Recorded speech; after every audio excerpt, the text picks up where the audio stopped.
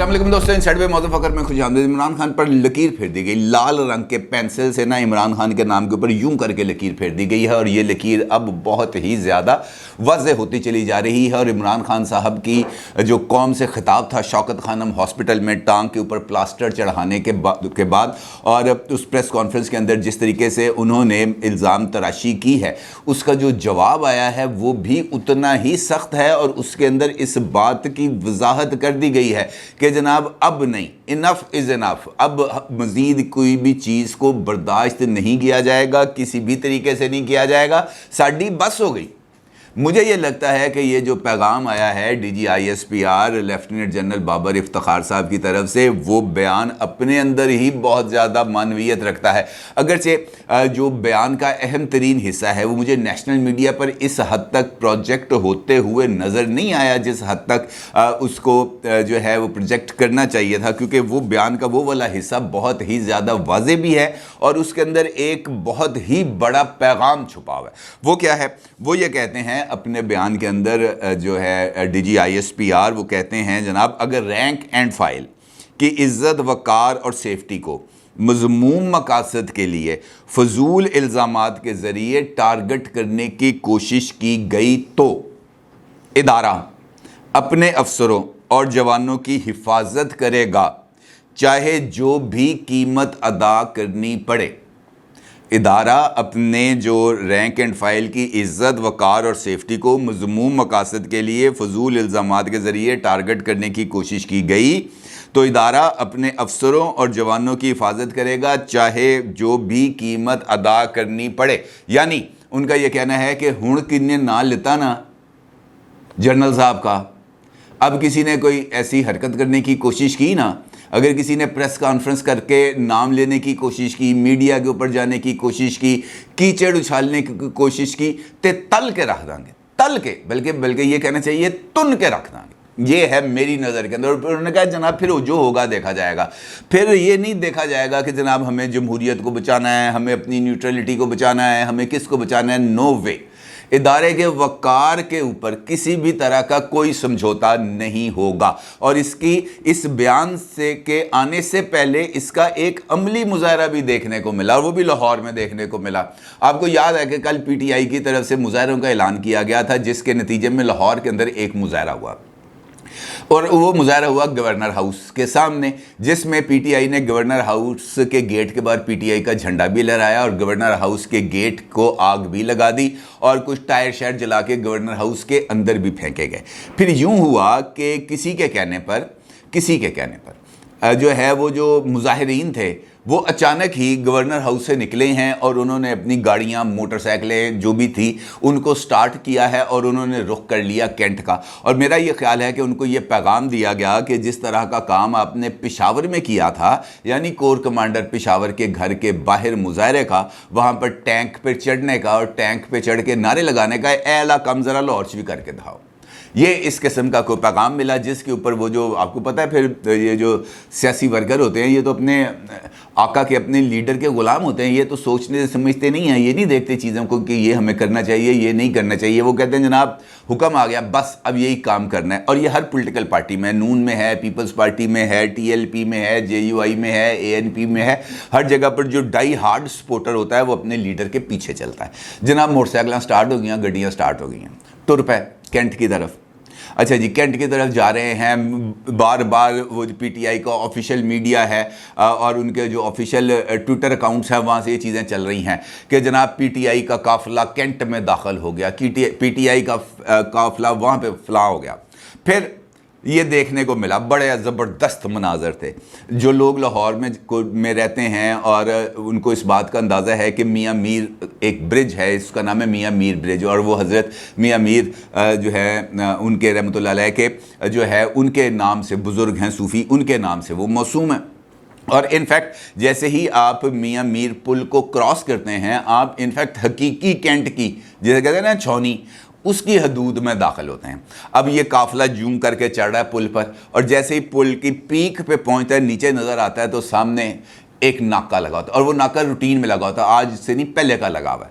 وہ ناکے کے اوپر اس مرتبہ ذرا کچھ تھوڑا سا زیادہ انتظامات تھے، کچھ زیادہ نفری موجود تھی، اور ان نفری نے ویپن بھی پکڑا ہوا تھا، شیلڈ بھی پکڑی ہوئی تھی، اور ساتھ ایک ٹینک کھڑا تھا. ایک ٹینک وہ یوں اترے ہیں آگے، انہوں نے دیکھا ہے یہ ماحول ہے، تو جو سمجھدار لوگ تھے وہ وہیں سے انہوں نے اپنی گاڑیاں موٹر سائیکلیں موڑیں اور واپس پل پہ چڑھ کے نکل گئے. اچھا دلچسپ سین تھا، اور یہ اس پارٹی کی طرف سے ہے یہ سین، یہ موٹر سائیکلیں گاڑیاں موڑ کے واپس پل کے اوپر چڑھ کے کینٹ کی حدود سے نکلنے والا، جو ٹرکش ماڈل کو اپنے لیے ایک بہت بڑی جو ہے وہ مثال دیتے ہیں کہ دیکھیں ترکی والوں نے کیا کیا تھا جب ٹینک آ گئے تھے، وہ ٹینکوں کے آگے لیٹ گئے تھے. وہ انہوں نے کہا کہ نہیں جناب، ہم نے اس ملک میں مارشل لا نہیں لگنے دینا، ہم نے اس ملک کے اندر جو ہے رجب طیب اردوان کو ہی ہم نے اس ملک کا سربراہ رکھنا ہے. اور پھر لوگوں کی انوالومنٹ کی وجہ سے، لوگوں کے ٹینکوں کے آگے لیٹنے کی وجہ سے، وہ جو رجب طیب اردوان صاحب کے خلاف جو کو ہوا تھا وہ اس کو روکنا پڑ گیا تھا، کیونکہ لوگ ٹینکوں کے آگے لیٹ گئے تھے. انہوں نے کہا جناب تسی بھی آج جا کے ٹینکاں دے آگے لیٹو. ایک ٹینک، صرف ایک ٹینک.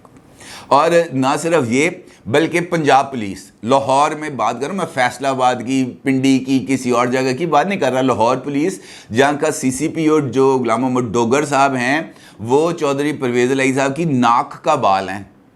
یعنی وفاق 3 مرتبہ ان کو خط لکھ چکا ہے کہ تسی واپس آ جاؤ. وہ بندہ واپس نہیں گیا، ابھی بھی سی سی پی او ہے. وہاں پر کون کون موجود تھا؟ S S P, 2 S P, 4 D S P, police کی 10 موبائلیں، اور پولیس بھی ساتھ موجود تھی. اچھا پہلے پولیس اور اس کے بعد فاصلہ تھا درمیان میں، اور فوج موجود تھی. پولیس خود پی ٹی آئی والوں نے بندوقیں انچ کر کے کھلو گئے. یہ کون سی پولیس ہے؟ پنجاب کی پولیس ہے. کون سی پولیس ہے؟ چودھری پرویز الہی کی پولیس ہے. اور سامنے کون تھا؟ وہ جماعت کے کارکن تھے جن کے ووٹ لے کر چودھری پرویز الہی صاحب چیف منسٹر بنے.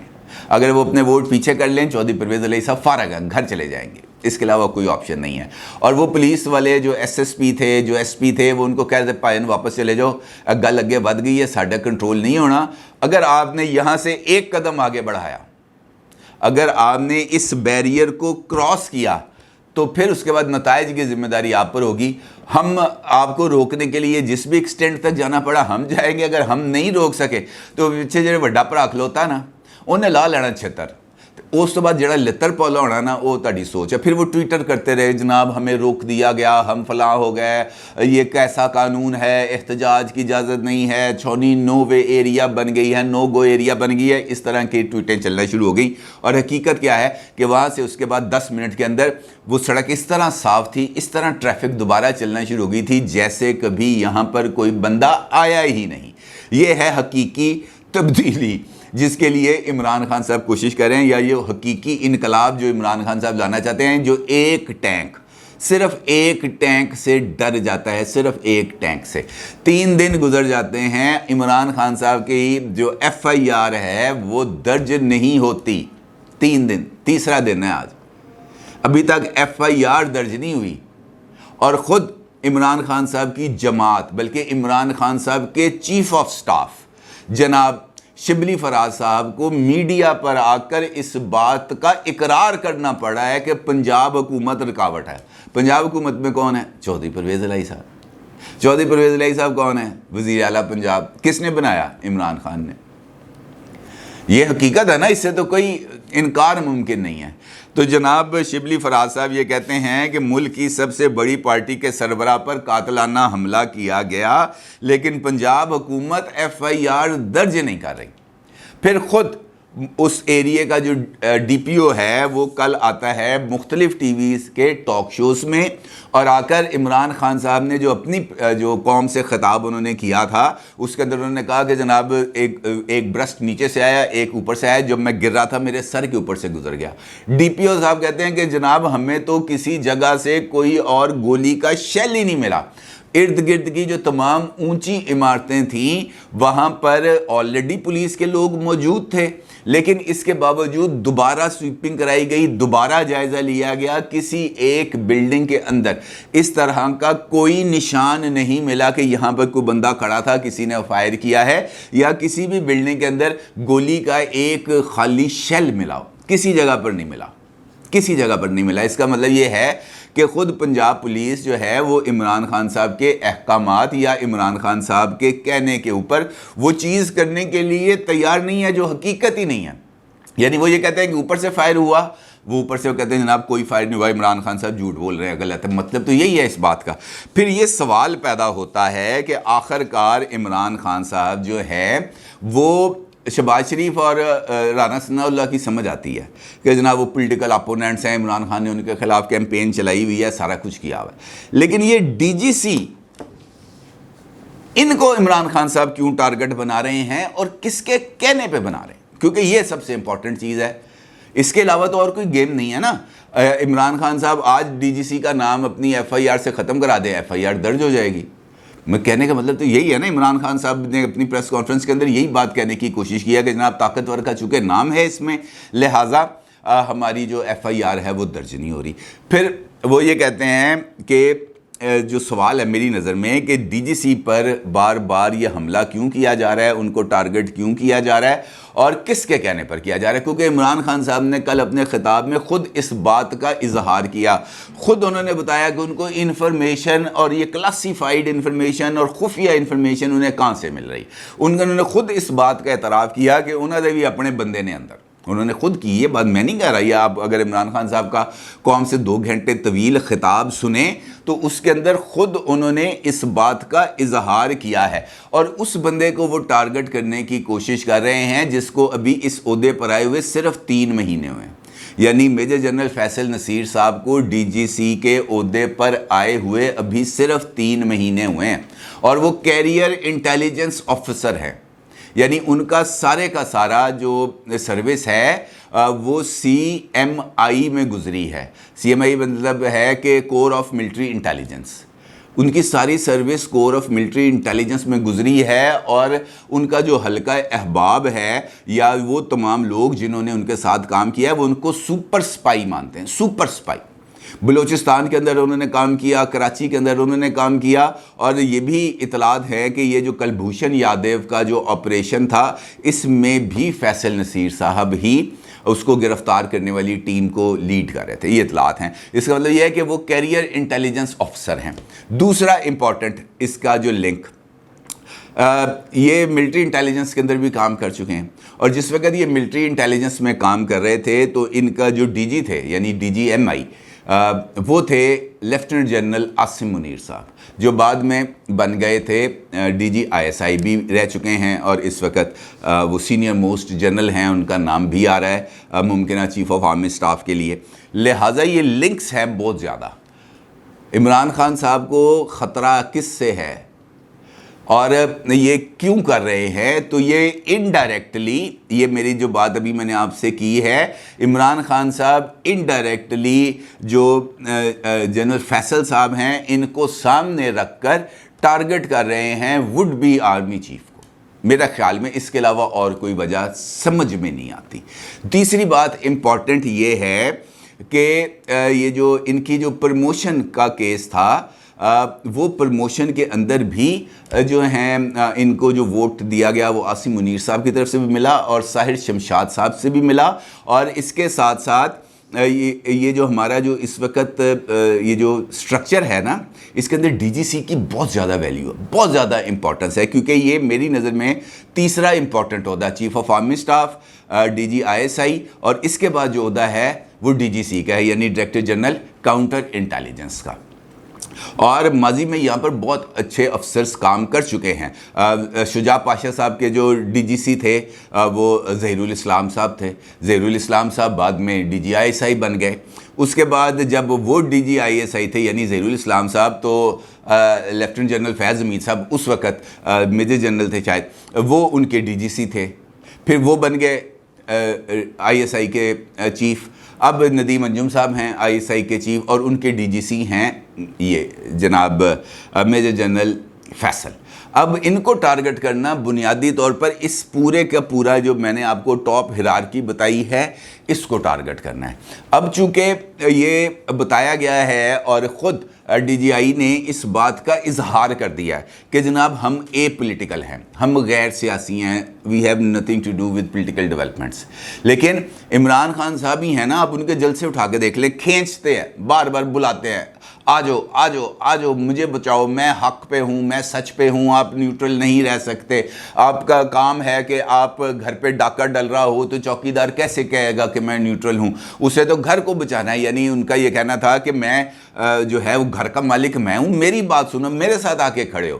اب وہ اس بات پر آ نہیں رہے, لہٰذا یہ جو نئی سی نئی چیزیں ہیں, یہ جو نئی سی نئی کھچڑیاں ہیں, اس کو جان بوجھ کر پکایا جا رہا ہے, اس کو جان بوجھ کر ہوا دی جا رہی ہے اور اس کو گھسیٹا جا رہا ہے بار بار آگے کی طرف, تاکہ ان کو کسی نہ کسی طرح کا خان صاحب کو ریلیف مل سکے. اب جو کل انہوں نے پریس کانفرنس کر دی, اس کے بعد اس سے پہلے اسد عمر صاحب نے میاں اسلم اقبال کو اپنے ساتھ بٹھا کر جو انہوں نے میڈیا ٹاک کی تھی, جس کے اندر انہوں نے یہ 3 نام لیے تھے. اور اس کے بعد یہ جو رد عمل آیا ہے DGISPR کی طرف سے, یعنی ادارے کی طرف سے, DGISPR مینز انسٹیٹیوشن, وہ ادارے کی طرف سے جو رد عمل آیا ہے وہ بڑا سخت ہے. انہوں نے کہا جناب بے بنیاد الزامات کسی بھی صورت ہمارے لیے قابل قبول نہیں ہوں گے. اور ساتھ انہوں نے حکومت کو کہہ دیا ہے کہ جناب حکومت حتی کہ عزت پر قانونی کارروائی کرے. یعنی یہ جو لوگ اس وقت بے بنیاد, انہوں نے لفظ استعمال کیا مفاد پرست. اب انہوں نے کہا کہ یہ جو لوگ اس وقت بے بنیاد اور غیر ذمہ دارانہ جو الزامات عائد کر رہے ہیں, ان کا سخت نوٹس لیا جانا چاہیے اور حکومت کو قانونی کارروائی کرنی چاہیے, یہ انہوں نے کہہ دیا. اب اس کے بعد جو کارروائی ہے حکومت کی طرف سے, وہ دیکھنا ہے کہ وہ کیا کر پائیں گے بیچارے, کیونکہ اگر وہ زیادہ زیادہ یہی ہوگا نا کہ FIR ایک درج کر لیں گے, FIR درج کر لیں گے, وہ FIR پر کارروائی کرنے کی کوشش کریں گے, وہ عدالت میں چیلنج ہو جائے گی, وہاں سے ریلیف مل جائے گا. اس کے علاوہ یہاں پہ اور کیا ہو سکتا ہے. لیکن اگر کوئی سسٹم بدل جائے تو پھر کچھ نہیں کہا جا سکتا. البتہ یہ جو میسج ہے میرے خیال سے ادارے کی طرف سے, یہ بڑا اسٹریٹ ہے اور اس کے اندر بہت سارے پیغامات پوشیدہ ہیں, عمران خان صاحب کے لیے بھی, حکومت کے لیے بھی, میرے اور آپ کے لیے بھی. سمجھنے والے کے لیے صرف یہی ایک اشارہ اور صرف یہی ایک جملہ کافی ہے. ادارہ اپنے افسروں اور جوانوں کی حفاظت کرے گا, چاہے جو بھی قیمت ادا کرنی پڑے. اپنی رائے کا ضرور اظہار کیجیے گا. آپ کا بہت شکریہ. اللہ حافظ.